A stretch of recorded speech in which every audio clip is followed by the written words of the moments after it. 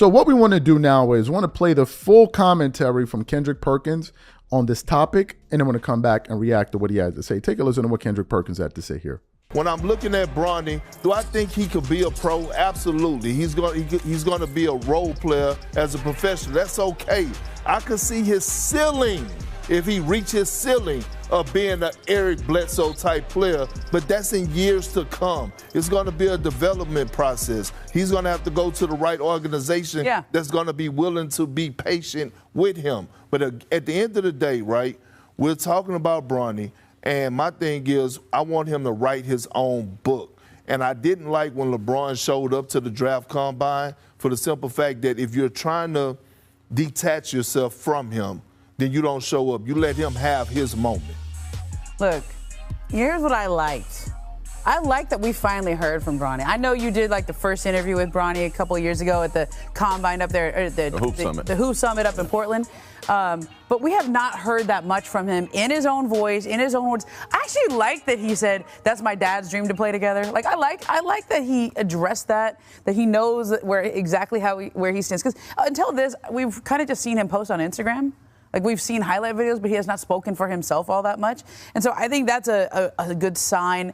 I think what I'm hearing, look, he's not a Nepo baby, okay? That's what you're basically saying. Like, he's a legitimate NBA player. Now, is he a starter? Is he an all-star? Not at this point in his development. Can he get a two-way contract someplace? Is that the best path for him?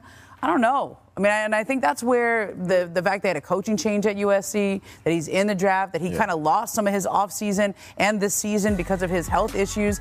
That's where he needs some more time to bake, clearly. But where's the best time for him to bake? Is it in the NBA on a roster where people are invested in his development? Or is it in a college where he has another coach that he feels comfortable with? You can only make this decision once, right? And I also asked the scouts, does him going back to college improve his draft stock? One of the scouts said, I do think in 4 years or after 4 years, he's a legitimate NBA player.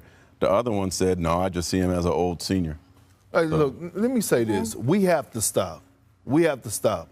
As the media and everybody else shining the light on Bronny, because it's other players that are deserve our attention, right? The lottery guys, the guys that are actually that are going to get drafted in the first round. Like, we're talking about a guy, a young man, that's possibly going to go late second round or not getting drafted at all.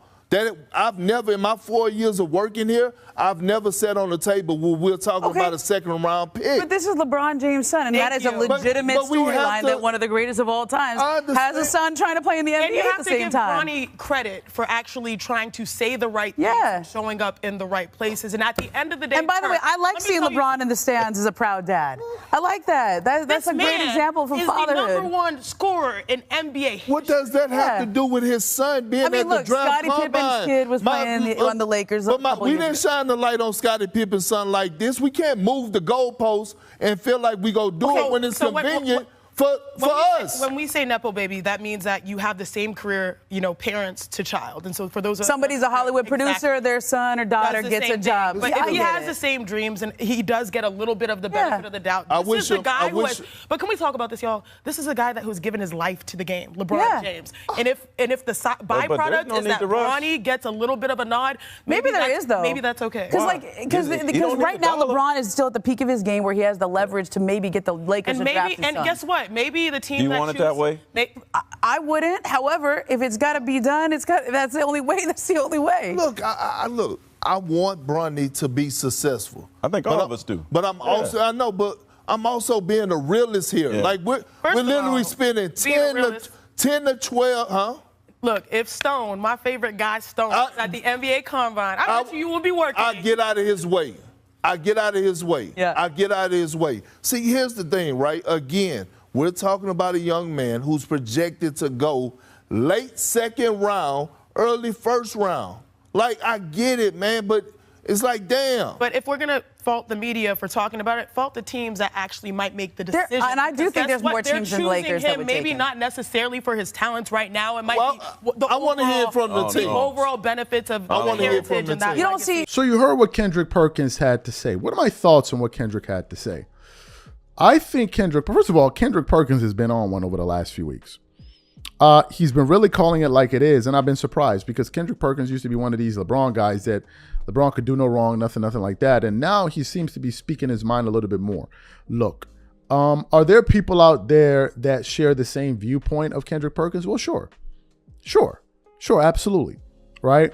And it's the same group of people that wondered, okay, all of these years that the Lakers weren't so good over the last 2-3 seasons, why do we talk about them so much? It's something that you heard Charles Barkley complain bitterly about on Inside the NBA or NBA on TNT on many occasions. The Lakers aren't that good. Why are we up here talking about them? Why are we up here talking about them? Well, this goes in the same vein. Now, they also discuss nepotism. And is nepotism at play here? First of all, nepotism is real, right? In the case of Bronny James and LeBron James, whether or not Bronny James is embracing the nepotism, whether or not he chooses to embrace it, it is working in his favor.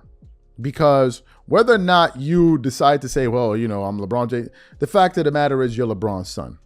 So even though you work hard, and I'm sure he does work hard, you have your dreams, you're working towards them. But if you decided to go into the arena of basketball, which is where your father made his name for himself as a professional, it's going to help you.